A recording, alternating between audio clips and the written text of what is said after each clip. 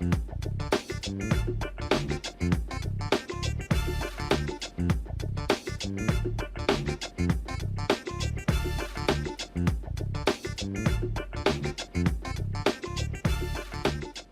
is Monday, September 18, 2023. Coming up on Roland Martin Unfiltered, streaming live on the Black Star Network. A black Alabama high school band director tased and arrested by cops in front of students after they told him to stop playing music after the game. He and his attorney will join us to tell us what happened. Orlando police were used against some black patrons at the downtown restaurant DoveCote because they were taking too long to finish their food and drinks.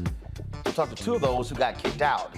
Dallas Cowboys owner Jerry Jones, who has never hired an interim black head coach or black head coach, says he wants to see NFL teams increase minority ownership. I wonder if he's saying this after Jim Trotter named Jones in his discrimination lawsuit against the NFL. Plus, conservative Lauren Boebert gets kicked out of a Colorado theater for inappropriate behavior. But she's always talking about family values. Really? Really? And Jan Winter, the founder of Rolling Stone, literally says he did not include any black artists in his new book because they are not articulate. Rolling Stone fires back, and he's been kicked off the Rock and Roll Hall of Fame board of directors. It's time to bring the funk. I'm Roland Martin Unfiltered. On the Black Star Network, let's go. He's got it. Whatever the miss, he's on it. Whatever it is, he's got the scoop, the fact, the find. And when it breaks, he's right on time and it's rolling. Best believe he's knowing. Putting it down from sports to news to politics. With entertainment just for kicks, he's rolling. It's on go, roll, roll, y'all. It's Roland Martin, yeah. Rolling with Roland now. He's funk, he's fresh, he's real, the best, you know he's Roland Martin now.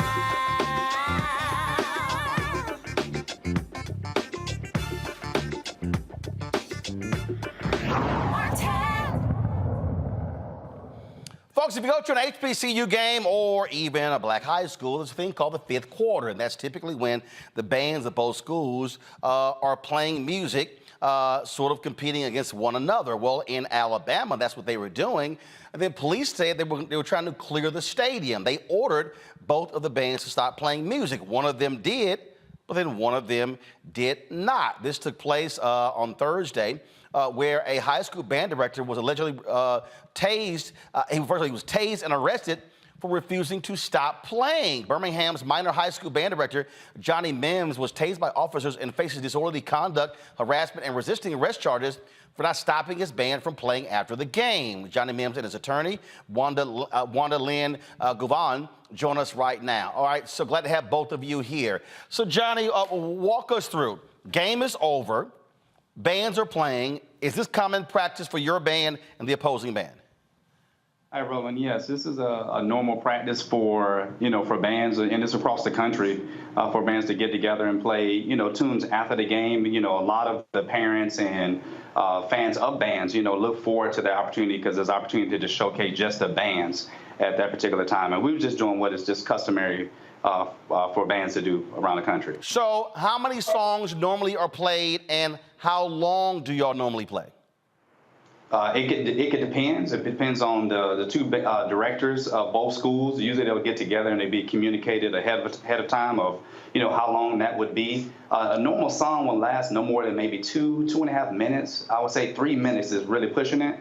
And just in this case, again, both directors got together and said, hey, we're going to do play a couple extra tunes after the game. We're just going to do 3 tunes because, of course, it's Thursday night and we want to get our kids home because we did have, a school following day. But that's the thing that the kids look forward to, is that opportunity to showcase what they've been working on all week. So if you got 3 songs, let's say they go 2.5, 3 minutes each, 2 bands, we're talking a total of 18 minutes. How many songs had y'all played when the cops then approached you and said, stop playing music? We both the other school and our school had at least, both schools had already played at least 2 tunes. So y'all just had 1 song left? We only had 1 song left. Okay, so the police say they were trying to clear the stadium. Was that happening? And again, is this common practice? Did anybody communicate with them? Or I mean, so how did this thing escalate to you being tased? Again, those particular things I can't speculate on. I know typically the football teams, usually the fifth quarters that happen when both football teams are usually on the field. We have those opportunities for those teams to get together. They will usually pray, or they'll kind of go over some of the logistics or celebrate. And usually that's when the fifth quarter is happening. So you still have bodies in the stadium. You still had audience on both sides of the stadium that was listening to both bands. And so I'm not sure where, what the concern was about clearing out the stadium. But again, we were just doing what we customary do. We traveled from our school over to that school to perform, and both bands have been looking forward to the opportunity to play against each other. And again, just provide good music. I mean, we work very, very hard, and so that's an opportunity for us to do those things. All right, so again, this thing it escalates and it escalates, and then you get tased. Now, the other band, I saw a story where they said the other band stopped playing. Was that actually the case? Now, I can't of course, speculate it because the other band was on the other side of the field. Of course, my back was to that band. So once we heard the music, stop, at that point, we thinking that they're done with their song, and then we're proceeding to play our final song. And so I can't speculate what happened on the side because, of course, they were all the way on the other side of the field, and my back was turned to the other school. So what is interesting here, again, just how this thing just sort of escalated. And so I'm still trying to understand. So walk me through. You're directing the band. How many cops approach you? What are they saying to you? Do they physically grab you off the bandstand? I mean, what happens? We've seen that we showed a video a little bit earlier, was played again, where it was not really clear what happened here. So what happened? So again, both bands were trading tunes. Once we get a second song, the other band started playing, and then that's when we had a officer come up and say, "Hey, you guys need to leave." And again, that was communicated to my assistant director. By this time, I was up on the podium, which you can see in the video. When you see it, you'll see the podium right there in front, which is separated from where the students are, so that I can get up and see all of our students. And so, we were proceeding to go on and play our third song, as agreed upon by both of the directors from both schools, as we customarily do. So, we were told that we need to leave, and as we communicated, say, hey, this is our final song. We'll be leaving after that point, and that and if anything, that further allowed them to be able to clear out the stadium more as we get ready to come out of the stadium. And again, I was on the podium conducting their group before we can even get to the end of the song, which the officer at that time was pretty much yelling over the stand. As we get ready trying to cut off that last song, they cut the lights off us, and so as I was telling I'm a dark-skinned guy, and so if you cut the lights off, it's going to be very difficult for me to cue the students on how to cut off, for the song, because again, they can't see me. And by this time, officer was already coming up the podium to pull me down off the podium. And again, I was pretty much confused at this time, like, hey, what did I do? Like, what am I, what's the problem? What is going on? And remember, all this is happening in front of 145 students and parents and countless other fans, again, who customarily see this happening. And so my logistics of everything, and to me, I still don't understand today why it should have escalated, because again, none of the songs we play along, that's something that the school that we attended, that's something they do on a weekend, on every week. And so I'm not sure why it escalated to the point it was. And again, my biggest thing was I was just trying as a citizen who does what he's supposed to do. I don't cause any trouble. Was trying to figure out why I was being harassed and pulled off the podium, which could have been a deadly thing, because I could have fell off the podium because it's a couple steps up. So that's was my biggest thing behind it. And I guess I don't know if I'm not know what their intentions was about, but I think it's definitely something that should have never happened. Wanda Lynn, have you communicated with the police, but talk about their actions? Anything like that? I have been in communication with the city attorney. First of all, thank you for having us on tonight, Roland. But I've been in communication with the city attorney, as well as the Alabama Education Association, parents, students, local pastors. And it's been a very long day, but one of the things that we've been doing, or I attempted to do, was gather as much information. I have asked that these officers and the sergeant, however, be placed on administrative leave, because regardless of what may have happened to begin this initiation or initiated this process, my client did absolutely nothing that would have warranted him being tased, treated like a dog in front of his students. One of the captions today, Roland, just from AL.com, one of the local newspapers here, simply read, "in front of the students." In front of the students. I think it's deplorable, especially with us coming off the heels of the Tyree Nichols situation, to see how he was tased by officers just right up the street in Memphis, Tennessee. But I think this is a situation in which the officers, first of all, should never have approached my client. They should never engage in home rule with regards to the field of play or with the bands. That's number one. It was out of their authority to do so, to cut the lights off at the stadium while fans were present, while family members or families, as well as the students was there.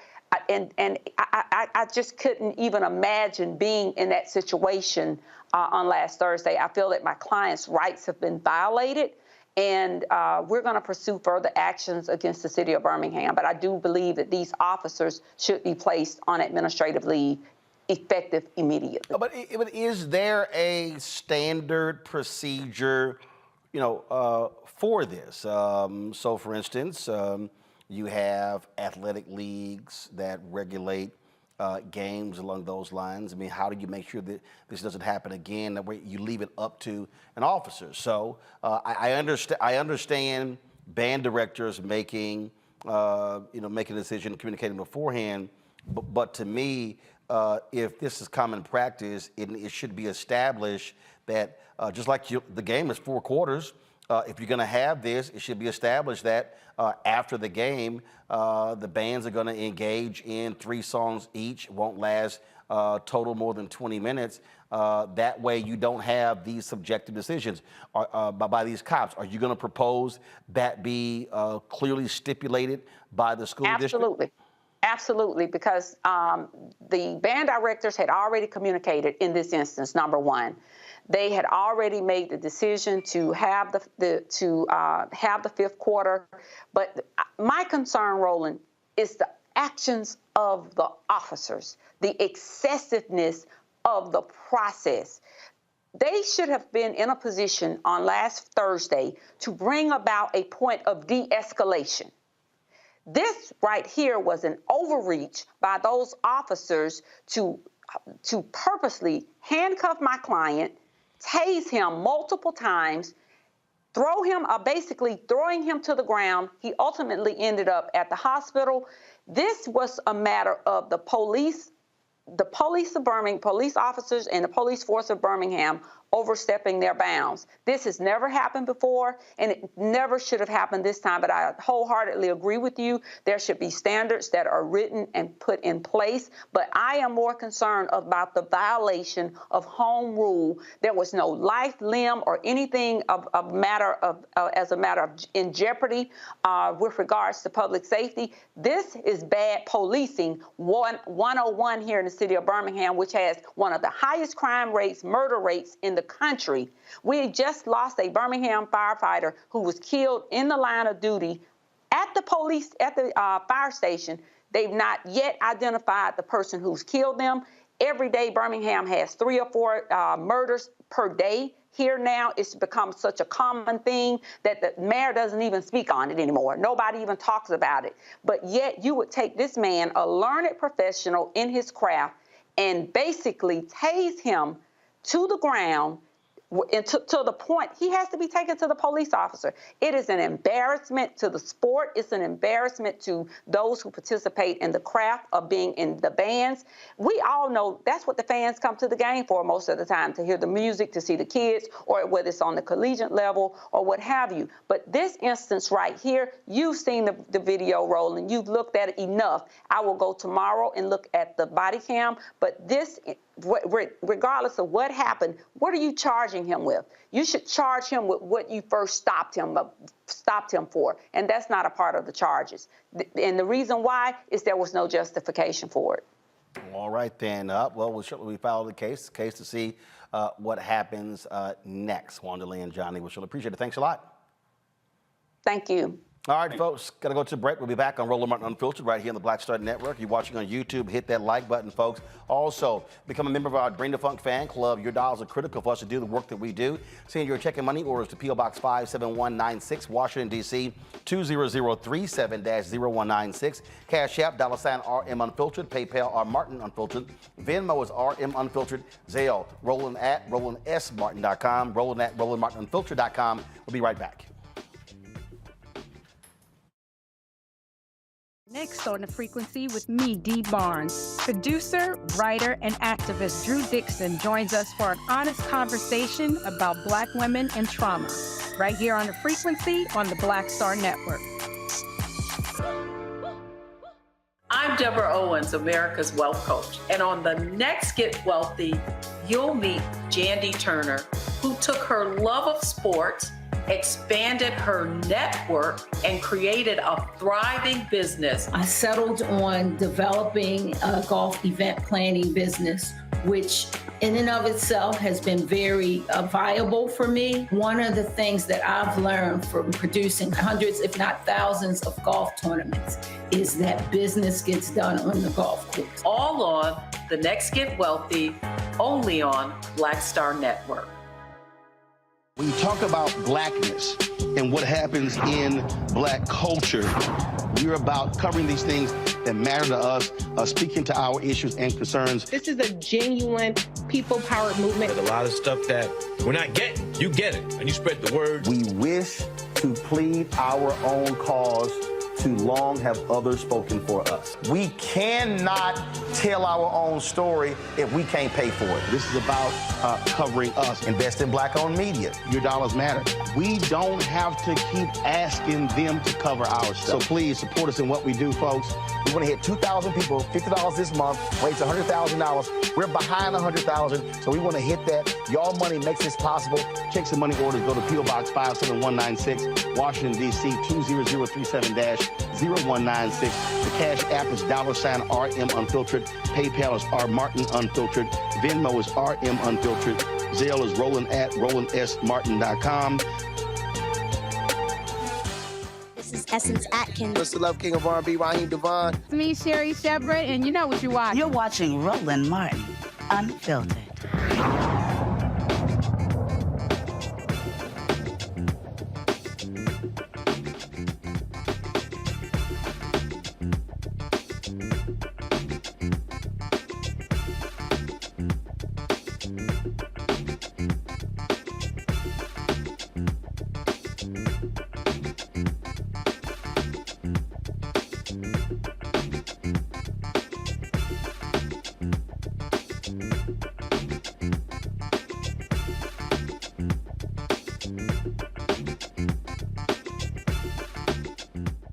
All right, folks, time for our panel. Dr. Julianne Malveaux, economist, author, President Emerita Bennett College out of D.C., Amakongo Dabinga, senior professorial lecturer, School of International Service, American University, also out of D.C., out of Georgia, out of Atlanta. Rita Shannon, former Georgia State Representative. Glad to have all three of you here.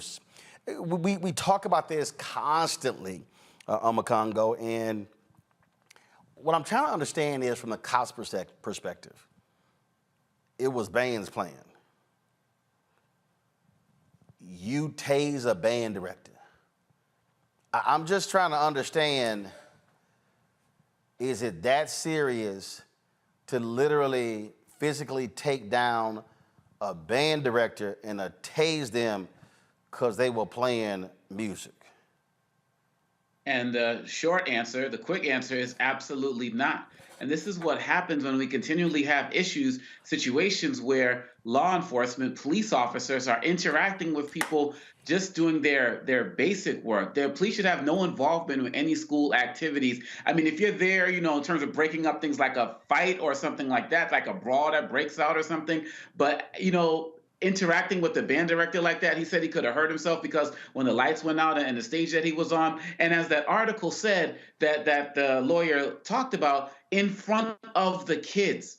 I mean, how many instances do we have to see where kids are traumatized for events that they're not a part of, but they have to just witness? And you have people out there who are saying, well, I think the police showed a great deal of restraint. At least he wasn't shot.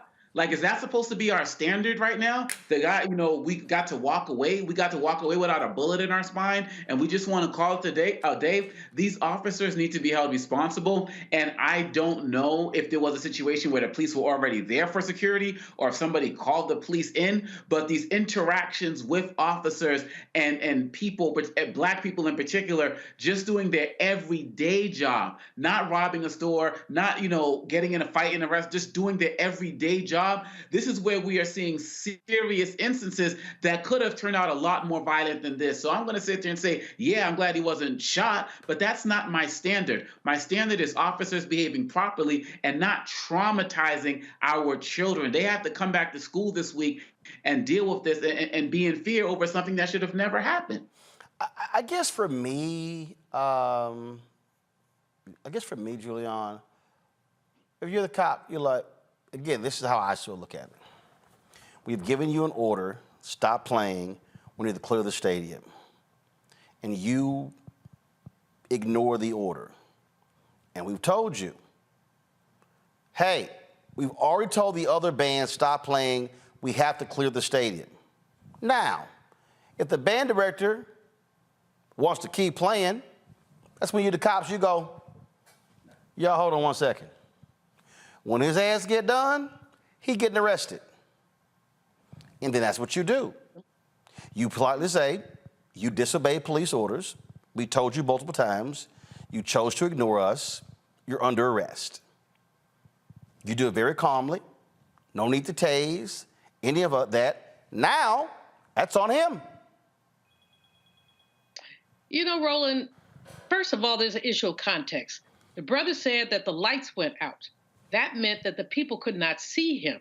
So if he was trying to band direct whatever with the lights out, he could not have gotten the young people to stop playing the music because they were doing what they do and nobody told them to stop. The decent thing for the police to do, but I use words decent and police mistakenly, but the decent thing to have been done is to let them finish the song. They were going to finish the song and either, as you say, arrest them on the way out or talk to them on the way out. Dude, we asked you to stop. Why didn't you stop?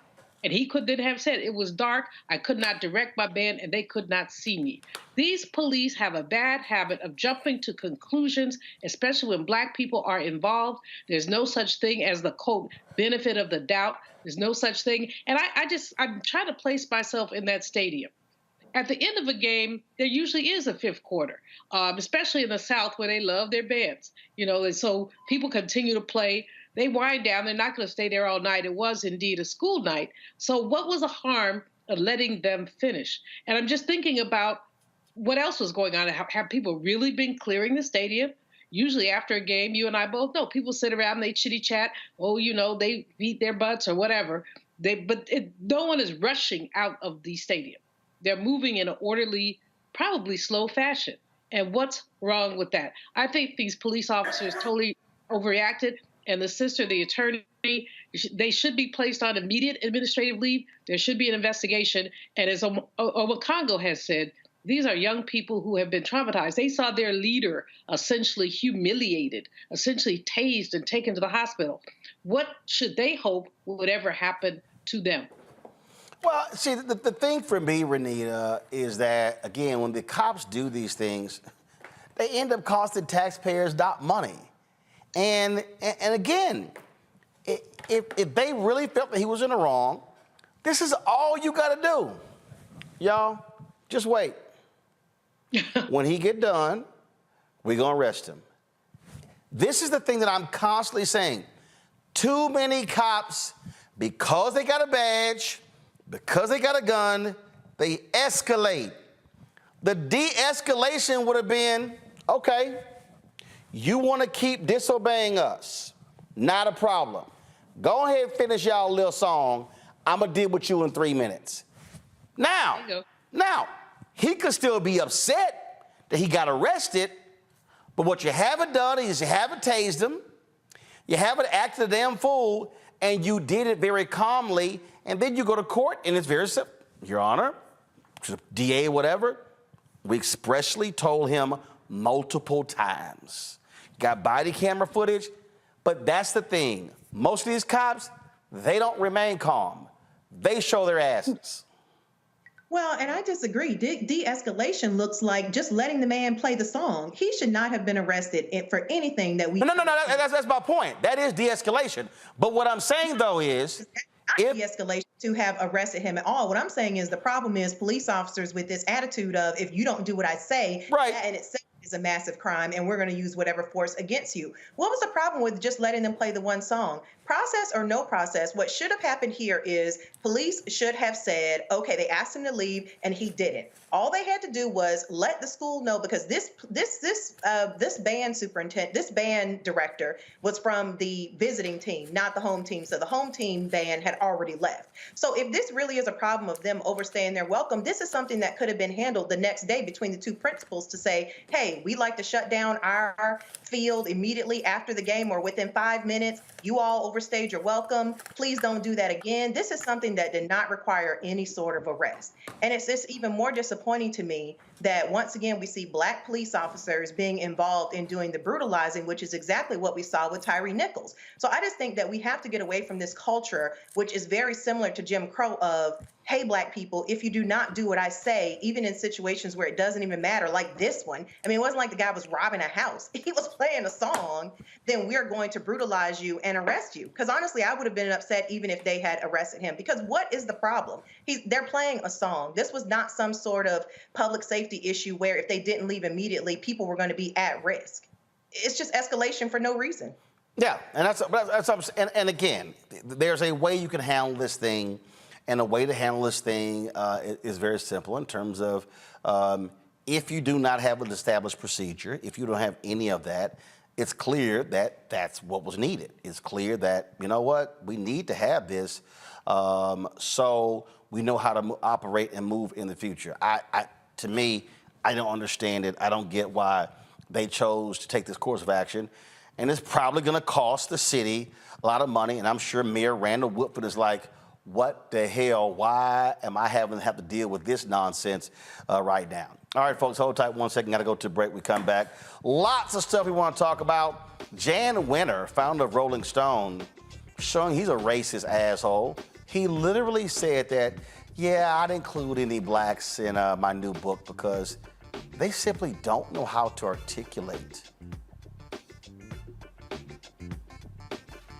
Really? Now he's apologizing. Now he's apologizing. Also, Jerry Jones says he will walk across Texas in order to help minorities become owners in the NFL. After he was named in a lawsuit by Jim Trotter, a former black reporter of NFL Network. Kind of timely, Jerry, kind of timely. We'll discuss all of that right here on Roland Martin Unfiltered on the Black Star Network. Back in a moment. Hatred on the streets, a horrific scene, a white nationalist rally that descended into deadly violence. White people are losing their damn minds. As an angry pro-Trump mob storms the U.S. Capitol, we've seen shooting. We're about to see the rise of what I call white minority resistance.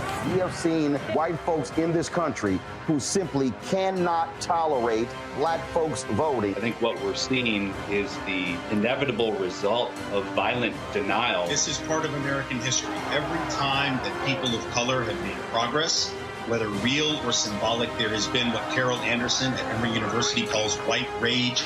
as a backlash. This is the rise of the Proud Boys and the Boogaloo Boys. America, there's going to be more of this. Here's all the Proud Boys, guys. This country is getting increasingly racist in its behaviors and its attitudes because of the fear of white people. The fear that they're taking our jobs, they're taking our resources, they're taking our women. This is white fear.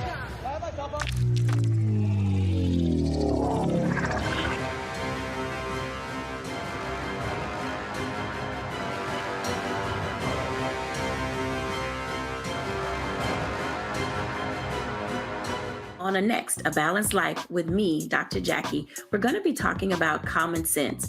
We think that people have it, know how to use it, but it is something that people often have to learn. The truth is, most of us are not born with it, and we need to teach common sense, embrace it, and give it to those who need it most, our kids.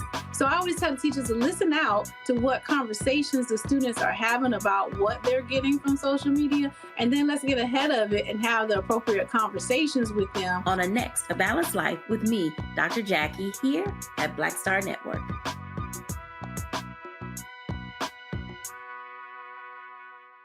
Hey, what's up, y'all? I'm Devon Frank. I'm Dr. Robin B., pharmacist and fitness coach, and you're watching Roland Martin Unfiltered.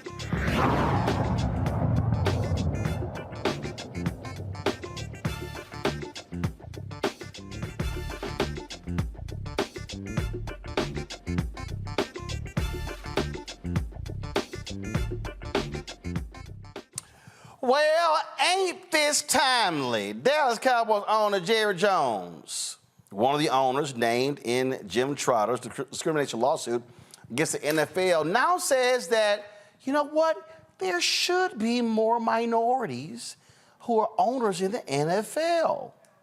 Now remember, this is what Jim Trotter quoted Jerry Jones as saying in his lawsuit, quote, "If blacks feel some kind of way, they should buy their own team and hire who they want to hire." Now Jones is singing a different tune. He made some comments to reporters about what he would do and how he is going to work to get more minority owners. Keep in mind, the Washington Post did a big old story on him a few months ago. And, you know, Jerry Jones is literally he is arguably the most influential NFL owner. And he also, huge Republican, conservative, one of those folks who was full of crap when it came to Colin Kaepernick, so-called standing with his players. We all know now that that was nothing but a PR move. And so now Jones, and he's still denying that he was somehow involved, that he made this comment just the other day, but that's what you're seeing. Now, here's the thing that's also interesting. Jerry Jones, when he was asked about this, he talked about how, oh my goodness, it was just so difficult for him, just so difficult for him to buy the team, and you know he really couldn't afford it. And then actually what he said is he would carry Magic Johnson piggyback, walk across Texas to get more black NFL owners. Let me see if I can pull this story up about in the Fort Worth Star-Telegram. Let me see right here. So here is the, give me 1 second. I just want to show y'all. Here we go. Let me find this comment. So go to my iPad. In this piece, they're talking about the fact that the NFL has no black majority owners among its 32 teams, only 3 black head coaches, 60% of the league black. Spent a lot of time talking to them, showing them and talking to them about how they could get in the NFL, Jerry Jones told Clarence Jones of the Star-Telegram. Multiple ways to address inequity, multiple ways to go do it. And certainly I would think about one way to try to work to get ownership improved in the minority area. And I'm all for it, and I do it. I work at it.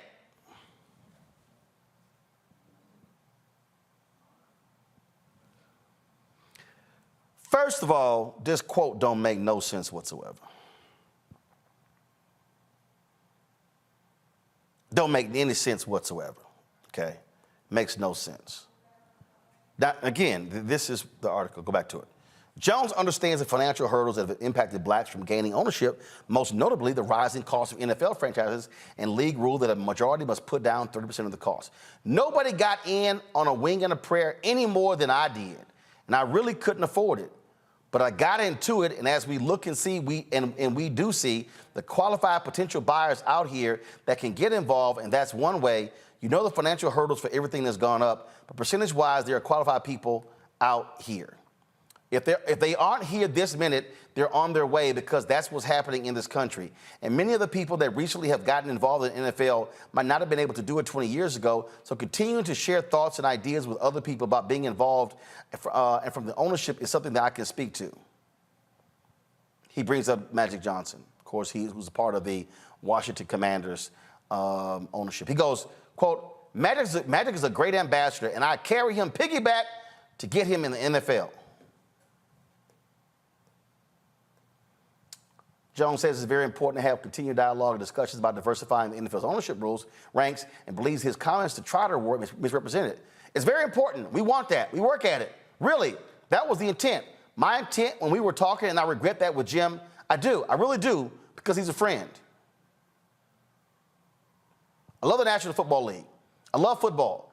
And if we can improve it by having people that aren't in ownership today, I'll walk across Texas to do it.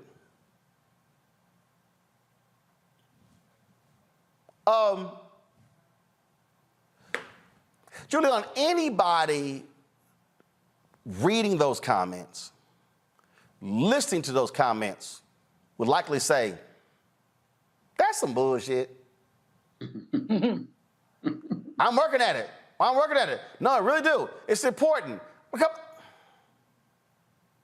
Boy, bye. The man sounds unhinged. Boy, bye. He sounds totally unhinged. No, he sounds defensive. But also unhinged because the stuff that what he's saying does not make any sense. Yes, he sounds extremely defensive, but I mean, also disconnected. And the visual of him carrying Magic piggyback anywhere, just has to make you totally crack up. The fact is that this man was a racist, is a racist, is going to be a racist. He's saying the right things because he's in a lawsuit, and he has to say the right things. We know what the structure of the NFL is. We know how challenging it's been, first of all, just to get head coaches, not to mention ownership. And so give me a break.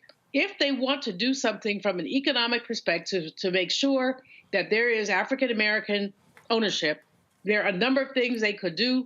Qualified African Americans could get loans from the NFL at a subsidized interest rate to buy in. Of course, there'd be a vetting process. That's one thing they can do. We've seen things like that done in the past. Or they could relax their rules so that there could be a larger consortium of African Americans, because now these teams are going for $5-6 billion.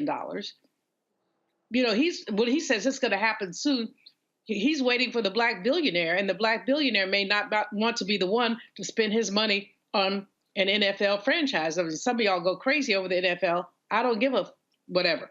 But what I do care about is the equity piece of this, and the fact that this aspect of food, I mean, he just seems unhinged. Well, I want us, Omakongo, to understand a few things. And what I want us to understand here is that, and people don't, I think, fully get it. Roger Goodell is the commissioner of the NFL. Roger Goodell is an employee. He can make $50 million.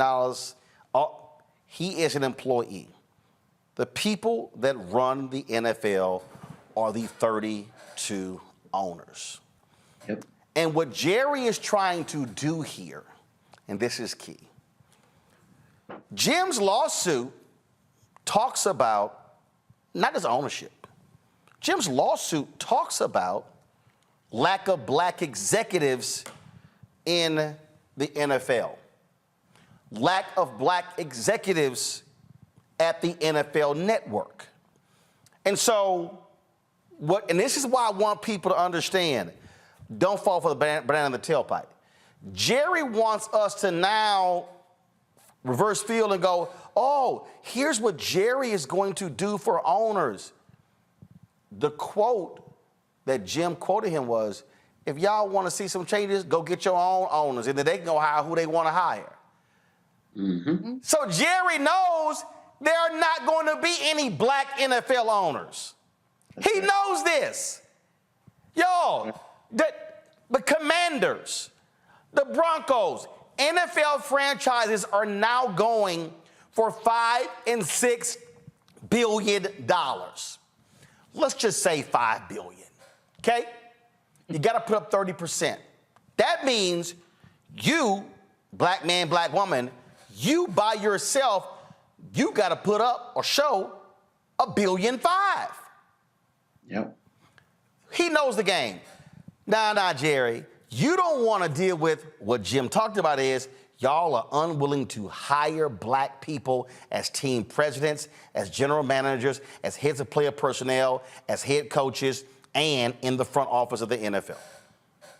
And that's primarily led by Jones. I mean, this man is so slick. I mean, when you're talking about Kaepernick and the whole thing with the knee, he was slick to make sure that he took a knee with the team before the anthem was played, but then at the same time said, no one will put a knee down and still stay on my team. He's very good at performative statements and comments. As one of the most powerful, if not the most powerful owner in the NFL, he clearly had the ability and the wherewithal to put an infrastructure in place to start to lead towards any type of black ownership. The only non-white ownership is with the Panthers, with the Khan, couple. When we see that, and so with Jerry Jones, and also that lawsuit also has stories of so many other racist statements that he said, and the Buffalo Bills owner, allegedly saying, go back to Africa if you don't want to play. And so this stuff is about to really hit the fan. And I think Jerry Jones knows that some of these things that have been said about him and alleged in this lawsuit, I think some of them are going to come out and be proven to be true. And so he's trying to get ahead of it by saying that he's always been about this. But like you said when you started the show tonight,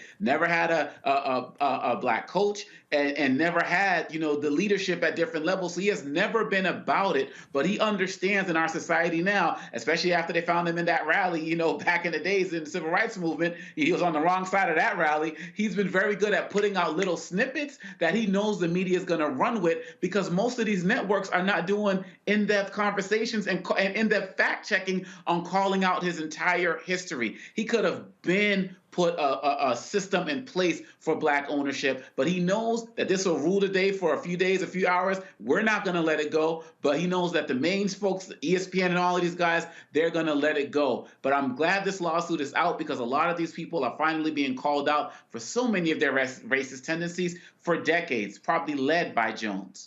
Renita, we ain't falling for that banana in the tailpipe. Bottom line is, Jerry, you ain't escaping this.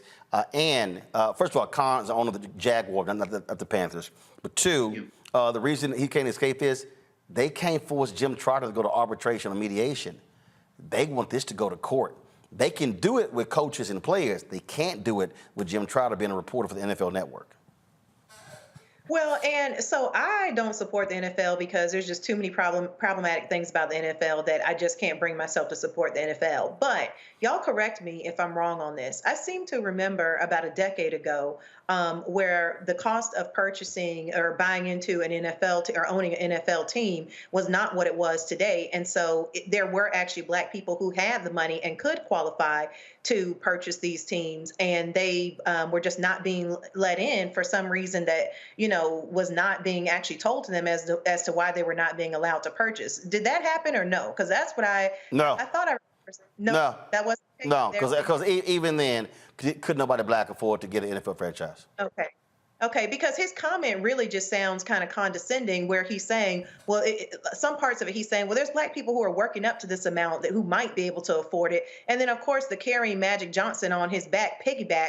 I mean, I would like to see if there's going to be a response from Magic Johnson to him saying this, because all of it, the entire comment was condescending. Nope. And we know what his original comments were. And I think that his original comments are how he really feels. And he's just trying to walk it back. Nope. You're not going to see a Magic comment, especially now that he is, even as a minority owner, in the NFL club. Trust me, you're not going to hear anything being said. All right, y'all, hold on tight 1 second. We come back. What's it like being black at a restaurant? You chilling, you eating, you drinking. Then the restaurant like, hey, y'all got to hurry the hell up. And they call the cops. It actually happened. We'll talk to two of those black folks Next, right here on Roland Martin Unfiltered on the Black Star Network. All change is not growth. Right. But thoughtful change is real good fertilizer. And that's what has been so beneficial to us. But you also were not afraid of the pivot. Well, and I'm a black woman in business. Come on, I don't care how I dress up. I don't care who I'm speaking with. I don't care what part of the world I am in. I still am a black woman in business. Being afraid of the pivot, being fearful of change is not what got me here. Respectful of change, respectful of pivot, yeah. Fearful, no, no.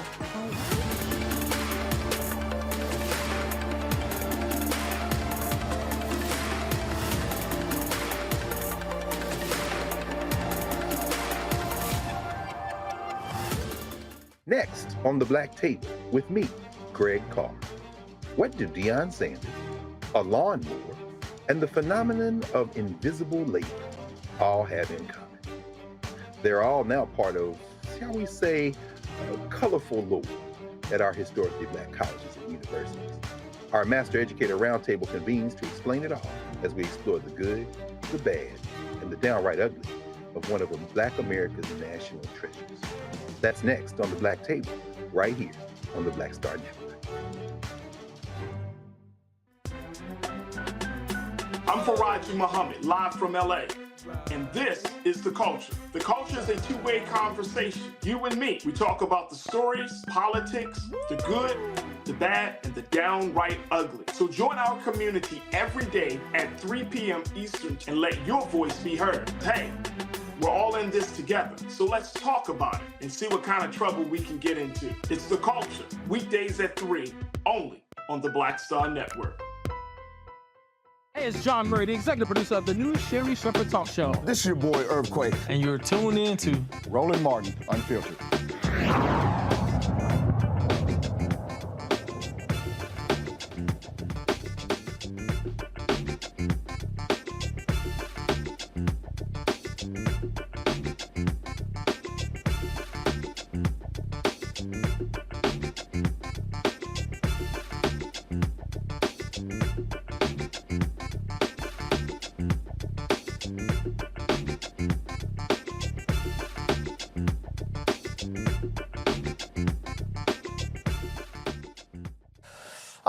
Saturday night, you and some friends are meeting up for dinner and checking out some jazz entertainment. You're enjoying the evening. You're still ordering drinks. All of a sudden, they say, yo, y'all have to go. Y'all taking way too long. That actually happened to a group of black folks eating at a restaurant called DoveCote in downtown Orlando. The manager, Kyle Tased, called the cops on a party of 5 to have them removed. Another patron left a review on Google and said they were told the cops were called because the black folks refused to pay their $600 bill, which actually had been paid. Yeah, straight up. Now, pull a video up, y'all. I need to hear the audio. I'm just letting you know. I mean, it is what it is. We can't really do once they want to because it's private property, but... Guys, I don't understand. Completely understand, but to let you know that we haven't done anything other than sit here, enjoy our meal, pay whatever is due, and just have a good evening. I got you. I don't blame you. He stopped our drinks from coming over. Oh, did he? Yeah, I'm watching it. Okay. They said that they canceled the drinks, so you don't have to pay for any of that, but they canceled the order, so there's nothing more, like, the thing that y'all are owed that's outstanding. So they said they canceled. Okay. I mean, if anything, what I would do, if I were you guys, I would bring it higher to him. Just call on Monday, or when it's tomorrow, it's probably Sunday, he might not have a manager. Call on Monday and go higher than him. That's what I would do, because they want you trespass right now, and it's better to honestly leave before it's on paper, then you can't ever come back. Don't know if you ever would. We'll never come back. Yeah. But you get what I'm saying. But I would call and ask for like a manager. And I get it. Go ahead and trespass. Well, trespass me because I don't want to come back, but I want to have that documentation of what they've done. I'll see if they want it on paper. Everybody else just ignoring the bill? Does that make any sense? But either way, we can I'm just going to go ahead and trust case that, number, please, and then if you because guys I aren't want to have it dividing on them, documentation, because I will take this a little bit further than what we're dealing with right here. Well, even I mean, if everybody else don't have to. But even if we don't get it on paper, I'll give you the case number. And if you guys want to get this pulled, it's public record. So that instead of getting it on paper and all that, because then that goes into like city records and stuff. Going higher is his daddy. You what? Going higher is his daddy. I'll take it. I mean, I'll deal with everybody. No. My thing is that I'm in good with the mayor's office. Everything else, there's a lot of volunteer stuff that I do. He doesn't understand the position that I have and what he's done. I will definitely bring this up very quickly. So whatever footage you have, Right. That's your best way to go about it. And I always tell people he didn't even try to come talk to us. He said, if you don't leave him, call the cops. And again, that is weaponized. Again, come on, in this day and age, it truly is weaponizing the cops. Honestly, that's really good. Have you been recording like since you? All right, folks, joining us right now is Leon Gant and Stephanie Tolbert. Both of them were two of those folks kicked out. Glad to have both of you on the show. First off, Leon and Stephanie, so how many of y'all were actually at the restaurant? There were 5 of us, Roland. Leon and his wife, Heather, and Kevin Ballinger and his wife, Kendra, and then myself. And I made this reservation about a month ago on Open Table, and I did it because this group, Take 5, was going to be there, and that's how I found the venue. And nowhere on the Open Table site, nowhere on the restaurant site was there any notification or documentation of a time limit on how long we could dine. And so we were never told that when the hostess took us to our table, when the waiter took our order, we were never given any kind of timeline. So this was just a surprise. So they claim there was a time limit. Roland, we were never given any type of timeline. No, I'm saying this, I'm just trying to understand. Are they claiming that there's a time limit for each table? Yes. Okay. Yes. So have you seen that was it on the door? Was it on a stand at check-in? Was it on the menu? So was it posted anywhere that there was a so-called time limit? No, sir. No time limit. Not posted, not told to us. Gotcha. How long were y'all there? For the time where they first started to come and try to usher us out, maybe an hour, maybe an hour and a half. Hour, 15 minutes, hour and a half. Okay. So this restaurant y'all were at, they had live entertainment? Yes, sir. So typically, I mean, I've been to a lot of places where they actually have live entertainment. And when they do, you're like there for a while. You're like 2.5, 3 hours because of live entertainment. Right. This, I am perplexed. Now, we did reach out to the owner, and we sent them an email. Carol, the owner is Rob. That's who this is? Okay, so he said, Ms. Gant, can you please provide me with the name and phone numbers of the guests who were part of this group from Saturday night? The 2 gentlemen in the video in particular, I would like to call them personally to understand what happened and have a cordial, polite conversation to discuss their concerns. Thank you for your consideration. So that's what he sent to us. Had y'all heard from him? Not at all. Not at all. What communication have y'all had with, has anyone contacted the owner? No. The only contact we had was with the owner's son, and he was the one who led the charge in getting us escorted out by the police.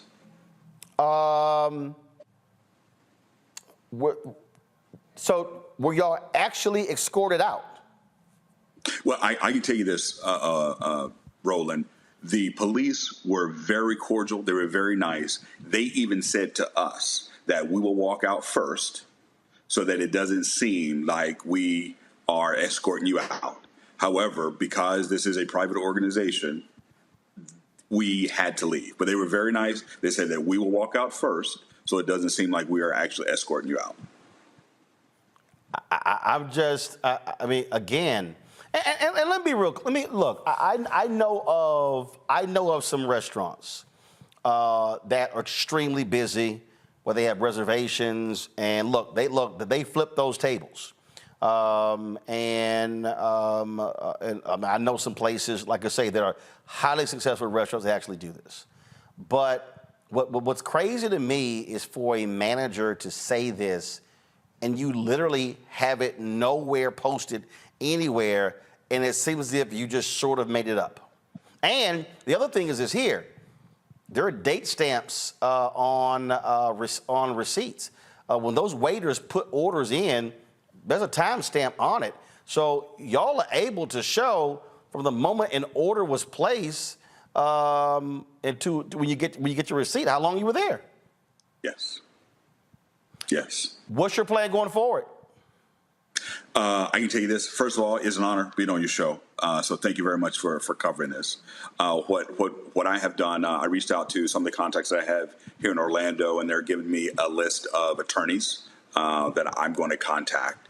I also have some connections into the mayor's office, and I know of one very good friend who's in charge of the discrimination department for Orlando. I've already sent her an email. I'm sure she's going to get back to me tonight. But for me, the end result is I would like a formal apology, number one.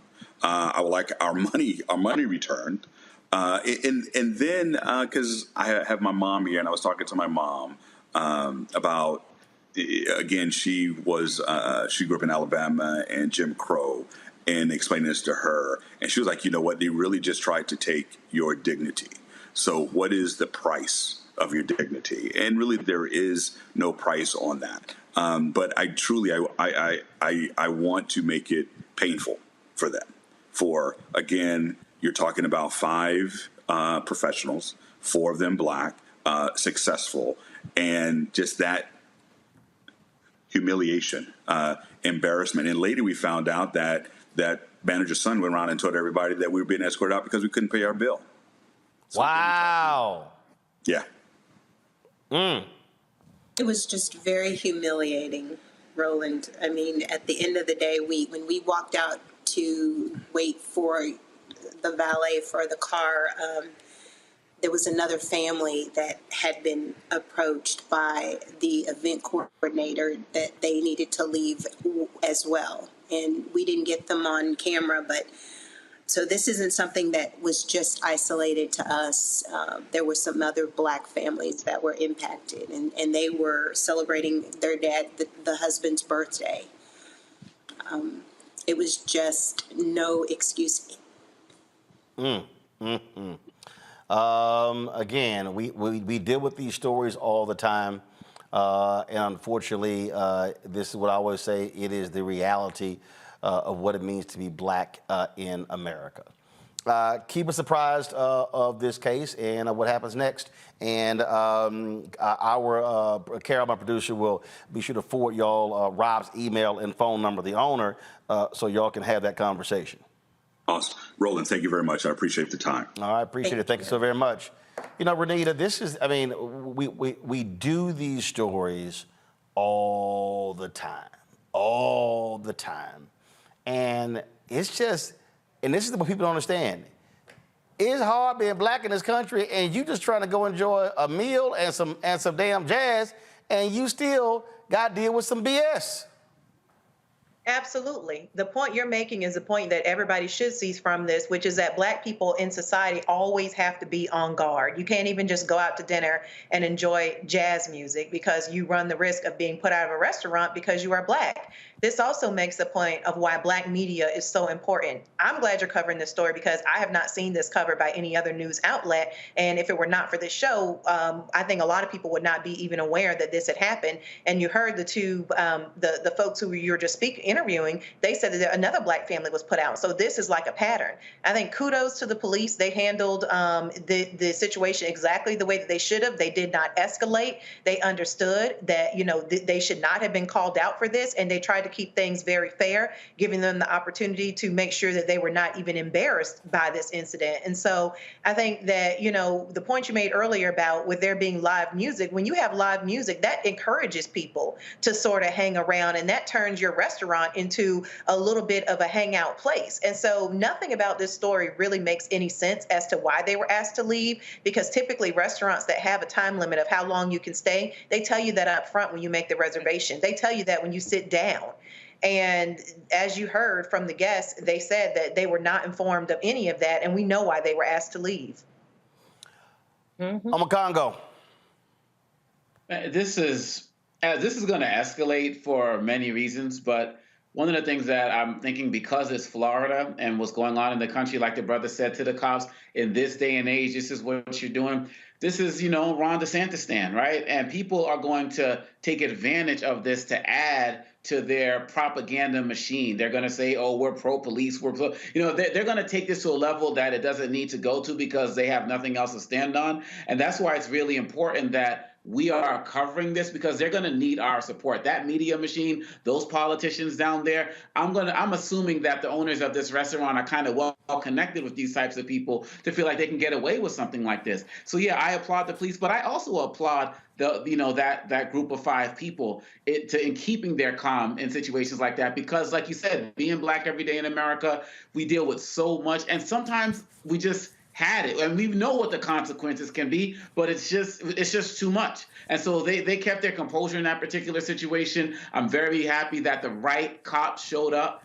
Cops with de-escalation training, kept their hands on their, vest the entire time, because all it could have taken, I think there were about 3 or 4, maybe 4 or 5 cops there rolling. All it could have taken was one wrong cop, and we could have had a situation just like we were talking about in the Alabama story at the beginning of the show. And so I'm grateful on all of those fronts, but we shouldn't have to just be grateful for that. You know what, Julian, there's some people, I see the comments, they're like, well, why we always be the calm one? But see, this is one of those situations why you sit there and you say, you know what, we're going to be real calm because y'all ass is going to be cutting a check. You know, I have a notoriously bad temper. And no, really? Yeah, really. And so I was talking with my therapist actually, it was about a year ago, because something occurred on my campus and I kept my cool. And because she said, when you go off on people, you become the story. When you walk away, they become the story. And actually, one of my colleagues asked me at a brunch if I ordered the fried chicken. And I was about that far from going off. Instead, I was just like, do you know that the provost's office ordered the food? Then the food comes back with, but I saw you eating fried chicken. So I just put my hand up and walked away. But then when I was coming to Congressional Black Caucus, it was right before caucus, I was on the red eye and I was crying. I mean, I wasn't crying, sobbing, but tears were rolling down my face. And I said to myself, girl, what's going on? Went and looked in the mirror and said, you mad because you didn't go off on that Maryland farmer. So I ended up coming to my house in D.C. and writing that fool an 800-word memo that tore him about 5 new ones. I said, who are you? Buzzy Zoller, and I'm Tiger Woods. Dr. Meyer says, when people tell you who they are, believe them. Oh, I went on. It was vintage. That was on a Wednesday. He quit on Friday. In the middle, HR had called. Everybody had called. But I don't like being the calm one, but sometimes the calm one is much more effective. So this brother, those 2 that you interviewed, they were perfect.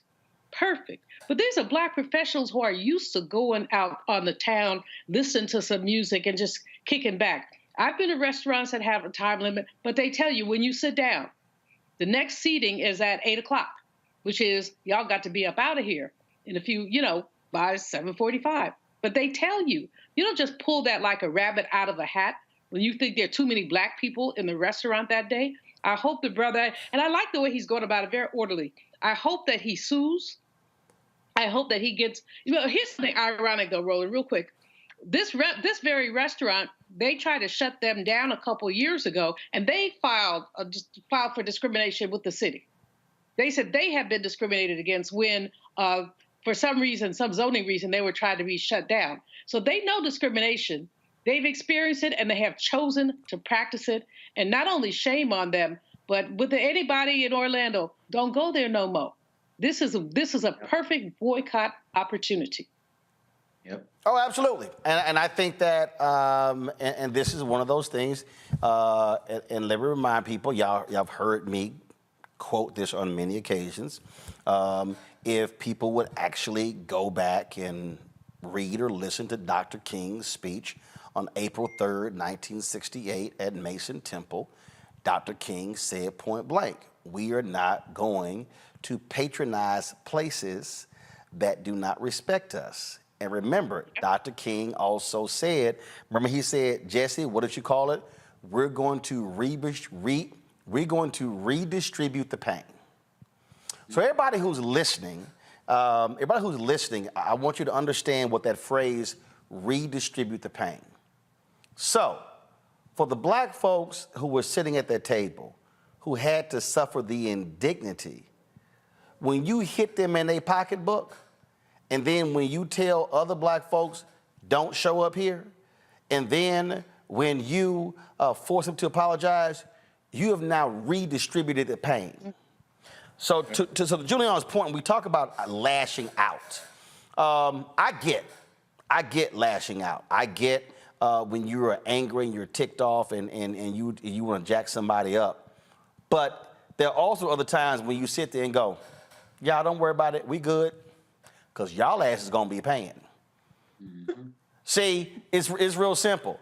I've dealt with crazy folks at airlines who acted a fool and who get smart with me, like the white woman in Las Vegas at the United Airlines counter, who said, oh, please call the CEO's office. I was like, oh, boo, trust me. I said, oh, boo, trust me. You will be hearing from the CEO's office when I get done with you. Now, I could have showed my ass, but I wanted her to understand, oh, no. You can keep typing on your little computer there, whatever little report you typing up. Trust me, there's going to be a problem on your end when I'm done. Absolutely. And so what's the name of this restaurant again? Let me see. Hold up. What is it again? DoveCote. I wrote it down. Yeah, DoveCote. DoveCote. So DoveCote. So if you're in Orlando, I see no reason why you should drop by DoveCote until Rob. So what's his name? Rob, Bob. What's his name, Carol? Okay, so so this is what I want here. So Rob, I know you watching. So Rob, you're gonna need to meet with the 5 of them, and y'all gonna have to come to an agreement. And then Rob, my advice, you're gonna need to come on this show to also explain to black folks then how you gonna fix this problem, how you gonna deal with your son. Because frankly, Rob, if we break this down and the waitress and everybody else start talking, your son should not be managing anywhere near that restaurant. And you need to be dealing with your son in some serious classes on how to actually be a manager. So I can't wait to see what happens next, and we'll be looking forward to it. So again, I want to thank our guest. We're going to go to a break. We come back. We're going to talk about racist Jan Winter, Rolling Stone. He said he couldn't find no articulate black people talk about music. He need his ass whooped too. We'll be back on Roland Martin Unfiltered on the Black Star Network.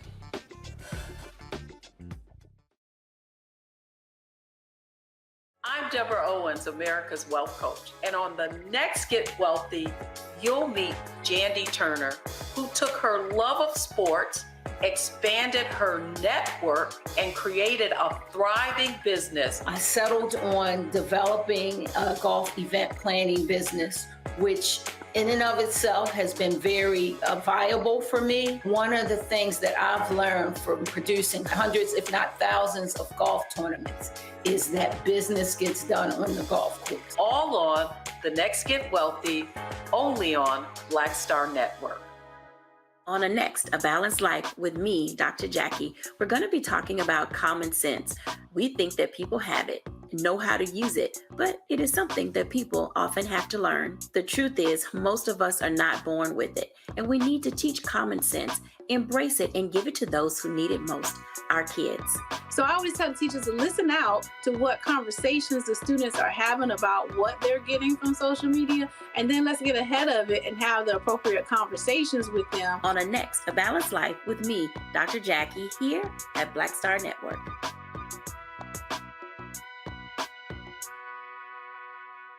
Next on The Frequency with me, Dee Barnes. Producer, writer, and activist Drew Dixon joins us for an honest conversation about Black women and trauma, right here on The Frequency on the Black Star Network.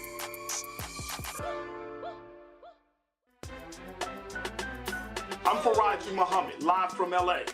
And this is The Culture. The Culture is a two-way conversation. You and me. We talk about the stories, politics, the good, the bad, and the downright ugly. So join our community every day at 3 p.m. Eastern and let your voice be heard. Hey, we're all in this together. So let's talk about it and see what kind of trouble we can get into. It's The Culture, weekdays at 3, only on the Black Star Network. Carl Payne pretending to be Roland Martin. Holla! You ain't got to wear black and gold every damn place, okay? Ooh, I'm an alpha, yay. All right, you're 58 years old. It's over. And you are now watching Roland Martin Unfiltered. Uncut, Unplugged, and Undamn Believable.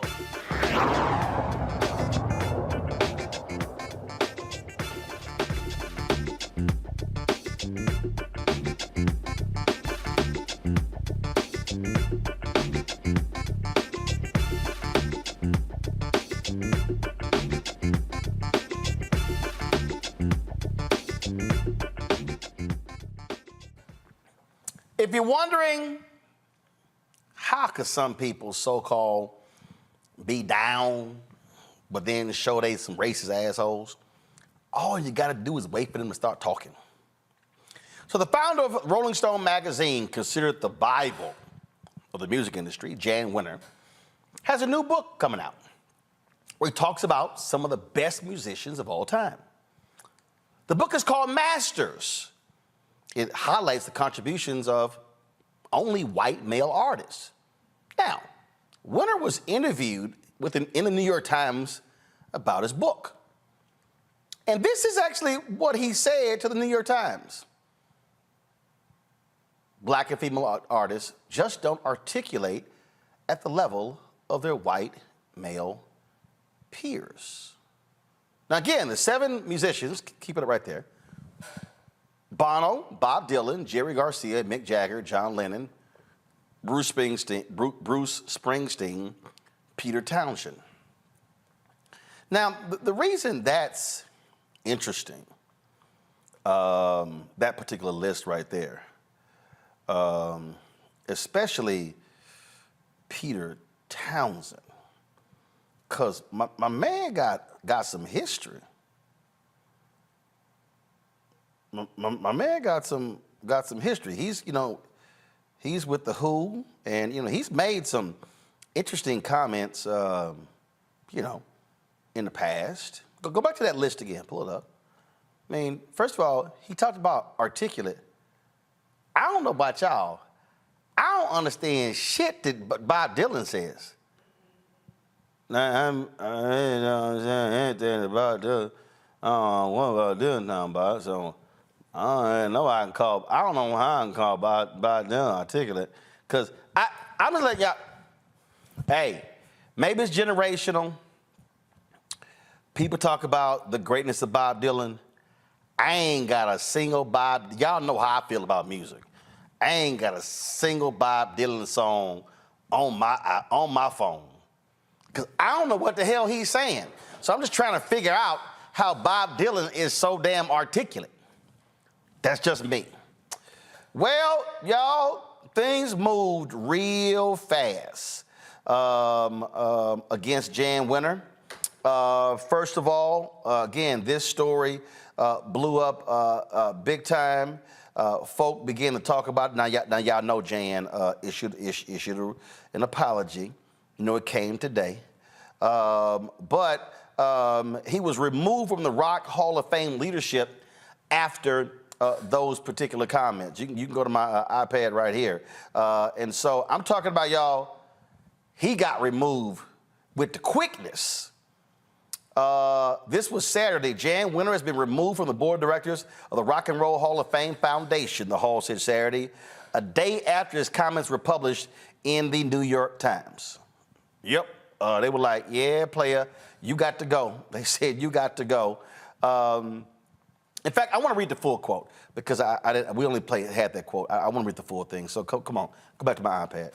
So when he was asked why he didn't interview women or black musicians, he said, it's not that they are inarticulate, although go have a deep conversation with Grace Slick or Janis Joplin. Please be my guest. You know, Joni Mitchell was not a philosopher of rock and roll. She didn't, she didn't, in my mind, meet that test. Okay, first of all, you can't go interview Janis Joplin because she did. So we can't go talk to Janis Joplin because she gone, she dead. So I don't know how we gonna go talk to Janis Joplin. Okay, go back.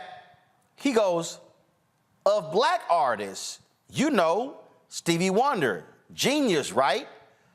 I suppose when you use a word as broad as masters, the fault is using that word.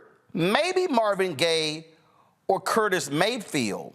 I mean, they just don't articulate at that level.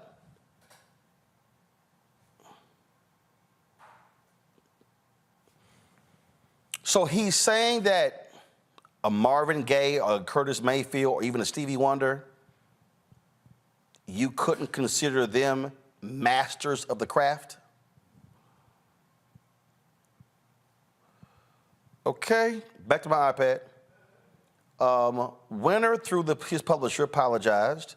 In my interview with the New York Times, I made comments that diminished the contributions, genius, and impact of black and women artists, and I apologize wholeheartedly for those remarks. I totally understand the inflammatory nature and badly chosen words and deeply apologize and accept the consequences. Oh yeah, your ass gonna accept the consequences. See, what folk need to understand, Jan Winter ran Rolling Stone with an iron fist. All of these artists, they all want to be featured in Rolling Stone. Remember when they put these lists out of the best singers or the top hip hop folks? Then their arguments, how so-and-so on the list? So black folks are arguing over a list that white folks assembled. Really? So what Jan Winter is really showing you, this is what Jan Winter has been thinking all this time. All this time. And so you want to write a book called Masters. How in the heck? See, y'all, Rolling Stone named Aretha Franklin as the greatest voice America has ever produced. And you putting a book together called Masters and Aretha not in it? I mean, from her singing to her understanding of music, I mean, Aretha was a total package.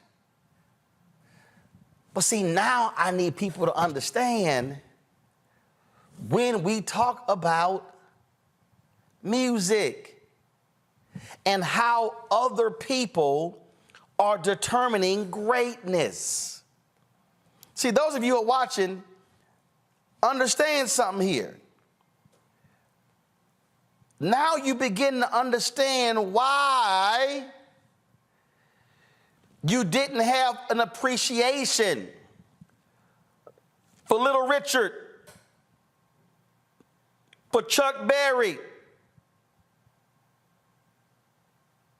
Bo Diddley. In fact, there was a video I saw. I need to find it. And it was a conversation with Chuck Berry, Little Richard, and Bo Diddley. And Elvis came up. And they were talking about, again, greatness and the music. And folk need to understand why.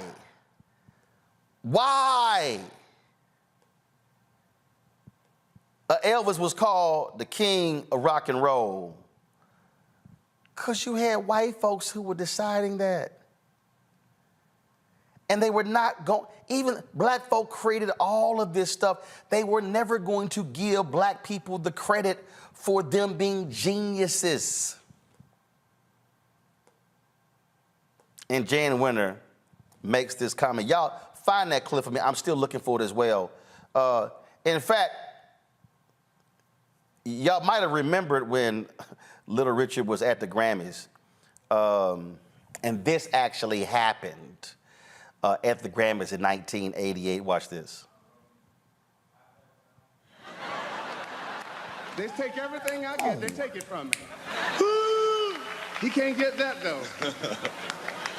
All right, now. Wait a minute, look at the hair. I used to hide Easter eggs in mine. Look at it. Now? Shut up. The nominees for the Best New Artists are... Oh, you all sure you want me to say that? I didn't have nothing to say. Y'all thought I wasn't gonna say nothing. And the Best New Artist is... me. I have never received nothing. You all ain't never gave me no Grammy. And I've been singing for years. I am the architect of rock and roll. They never gave me nothing.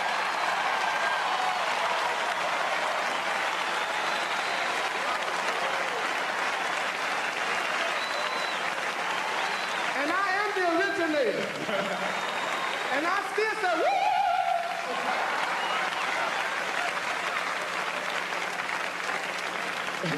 And the winner is still me.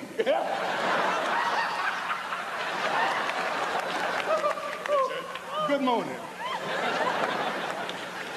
I had to get that in. Being a Brian Drew from Georgia, I had to tell it too. So, the year they actually gave Little Richard a Lifetime Grammy, he wasn't allowed to accept it on stage. I remember that year. I remember taking a shot at Little Richard, and he almost didn't go to the award ceremony. So I'm saying all of this so you could understand a Jan Winter and the BS that he was doing here. And it just speaks volumes on Congo in terms of how they refuse to accept the greatness of black people. And then a Jan Winter writes a book called Masters and only includes white men. And it's a real good reminder, this Winter story should be for all of us in terms of how they see us. When you look at, Rolling Stones founded it in 1967, and when you talk about people like Aretha Franklin, and you talk about Stevie Wonder, 25 Grammy Award winning Stevie Wonder, by the way. So we can talk about their artistry, but also their activism and their voice in terms of what they've meant for our people. And one of the other things we have to be mindful of is, how is it that Rolling Stone still stayed at the top when it's also been revealed that Winter was letting the people that he interviewed edit their own interviews, edit their own stories? You know, Lennon, Mick Jagger, like these different folks. Is that journalistic excellence? So we have to be very mindful of who we're looking for approval for. Do we care more about the Grammys and this or the Image Awards, right? We can't keep looking for other people to evaluate us and rate us at the level that we know that we are at. And I'm thinking about all of the people who should have been inducted into the Hall of Fame who maybe died or didn't get the recognition that they should have because somebody like this man was at the helm. And he's just one of many. He's the story now, but we know that there are many like him. And quite honestly, at the end of the day, when you think about what he said and what he's been able to get away with for so long, this has to be a wake-up call for us to judge ourselves, to respect ourselves, to call our greats the greats as we know them, and not let these other folks control the narrative. And I really would be disappointed if people continue to look at the Rolling Stone as the standard, given this situation and given this story and what else has come out. Because the clearly racist comments that he's made has definitely been part of his Rolling Stones platform over the years. And just to let some black people come in and make some lists that go in his magazine, like you said, Roland, it's not enough. our reaction to this is going to matter more than what he has done. But the thing that I'm always talking about is white validation. And frankly, I don't need Jan Winter to validate black people. But what you're not going to do is say who's inarticulate. This was the Ray Charles interview with Bob Costas where Elvis Presley came up, and Ray Charles is on the money. He appreciates more different kinds of music than you. That's obvious. But did you feel at the time, in the 50s, early 60s, a resentment of some of the white performers who were copying R&B stuff and selling more records than you and your contemporaries were? I just didn't object to it. I just felt that the music it wasn't that good to care about. I know it sounds terrible, doesn't it? But I'm being honest with you. Maybe some exceptions, though. I mean, Elvis was a talented guy. Well, okay. Not necessarily. You know better than I. Yeah. Let me ask it differently. How good was Elvis? What Elvis did, he caused a lot of the populace, if you want to, and usually when people say populace, they usually mean white people, to start listening to a lot of music that normally they wouldn't have been listening to. I guess I'm going to lose at least about a third of my fans right now. But to say that Elvis was so great and so outstanding, like they say, he's the king. I got in trouble because one guy asked me this question, and I said the king of what, and he got mad at me. You see, I don't think of Elvis like that because I know too many artists that are far greater than Elvis. I think Elvis person came along at the right time, where he was a white kid that could do rock and roll or rhythm and blues or whatever name you want to call it, and the girls could swoon over him. Nat Cole got in trouble in Alabama when the women swooned over him, got put out of town. And black people have been going out shaking their behind for centuries. And what the hell's unusual about that shaking their hips and stuff? And that's all Elvis was doing, was copying that. And he was doing our kind of music. He was doing the Willie Mae Thornton, Jailhouse Rock. That's black music. So what the hell am I supposed to get so excited about, man? But I think all this stuff about saying he's the king and he's the... it's a piece of bunk. Sorry. Next question. Don't ask me no more about Elvis because I've gotten enough trouble as it is. I think you covered it, though. I don't think a follow-up is necessary. Okay, all right. Yeah, no lies told there, Julian. Hey, that was a great, Ray Charles, very inarticulate, if you will, Jan Winter. He laid it out with something we all know, talked about the black community, just like Little Richard, all the time, about how our music has been copied, they get the awards, and we don't get the recognition. But I'm with you, Roland. Who gives a you-know-what about what white people think and how white people feel and who they're rating as the greatest? We know what the greatest is, and the record sales often reflect that. You don't see a lot of record sales for some of these pretenders and others. Jan Winter, however, what the comment he made to the New York Times really does speak to where he's been coming from all this time. As you say, he ruled Rolling Stone with an iron fist.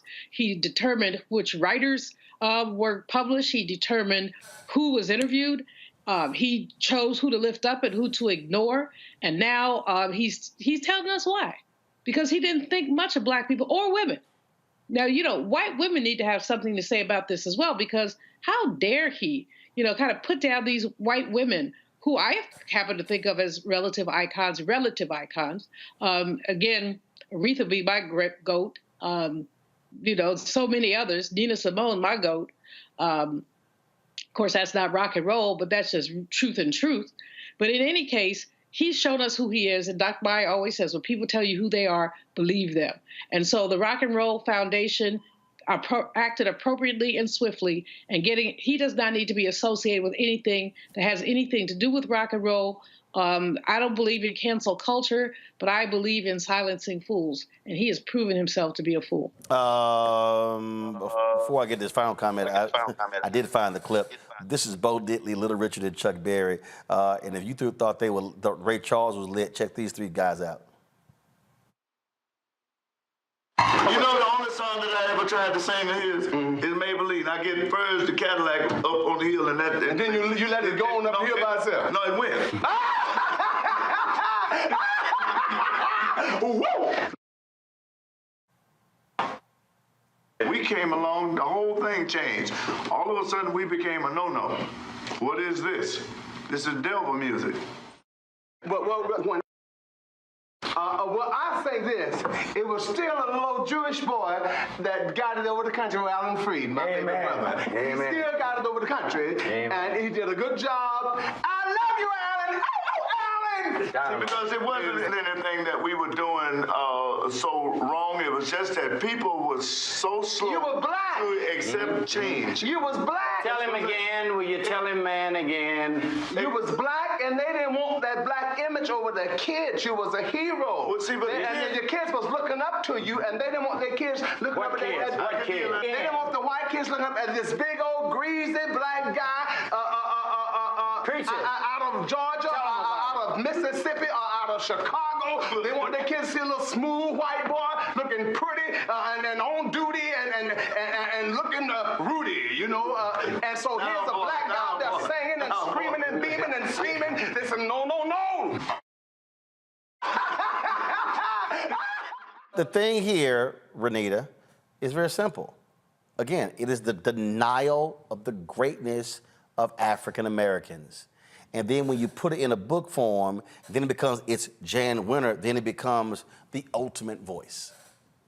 Right. It's total erasure. And the comments that you brought up were exactly what I was thinking about, which is why it's so important for us to tell our history, because it is an indisputable fact that Black people created rock and roll. Now, we can argue about exactly who came first and who gets the credit of being the actual creator, but it is well done. Black people.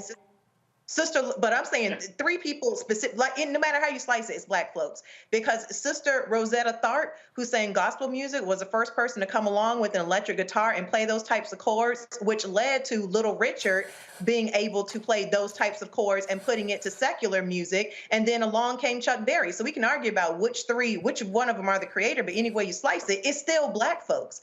And so this stuff matters because even in the list of people that he is saying that he interviewed for his book that is about rock and roll, those people even give credit to Black artists for starting it. Mick Jagger talks about the influence that Little Richard had on his career. And so this stuff does matter. No, white validation does not matter, but it matters when it turns into money and resources. I was just telling a friend this weekend that it is a sad, sad fact that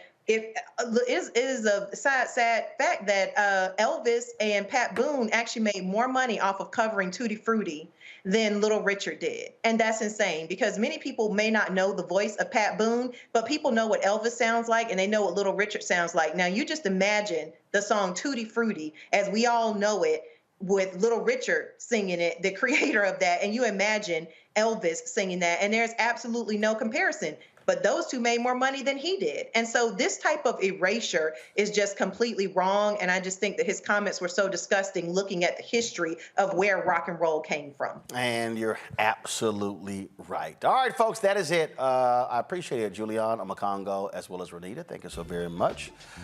Folks, do me a favor. Be sure if you're watching on YouTube, hit the like button, folks.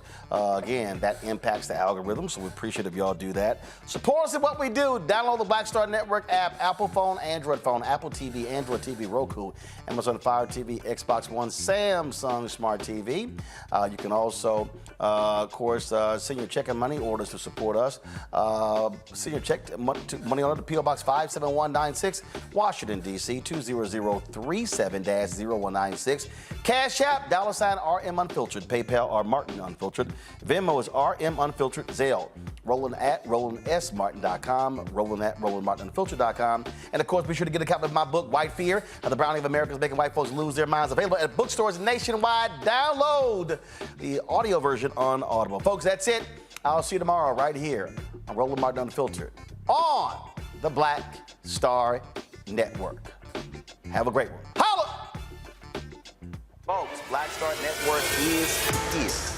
Oh, no punches! I'm real revolutionary right now. Support this man, Black Media. He makes sure that our stories are told. I got Thank you for being the voice of Black America, Roland. Stay black. I love y'all. All momentum we have now, we have to keep this going. The video looks phenomenal. See, there's a difference between Black Star Network and Black-owned media and something like CNN. You can't be Black-owned media and be scared. It's time to be smart. Bring your eyeballs home. You dig?